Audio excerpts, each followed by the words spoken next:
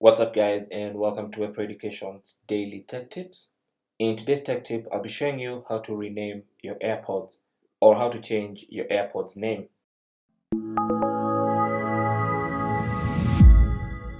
Now the AirPods, the first time you connect them to your iPhone, get a default name, but if you want to, you can rename those AirPods and give them a more custom name. And this might come in handy in case you hang around other people with AirPods, you don't want to connect to the wrong AirPods. So to change your AirPods name, all you have to do is, first of all, connect the AirPods, which means get them out of their case, put them in your ears, and they're connected to your iPhone.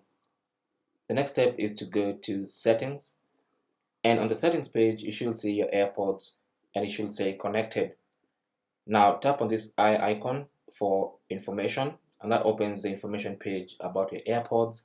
And the first item there is Name, so you want to tap on that, and then you can delete the name that's there and then give them the name you want.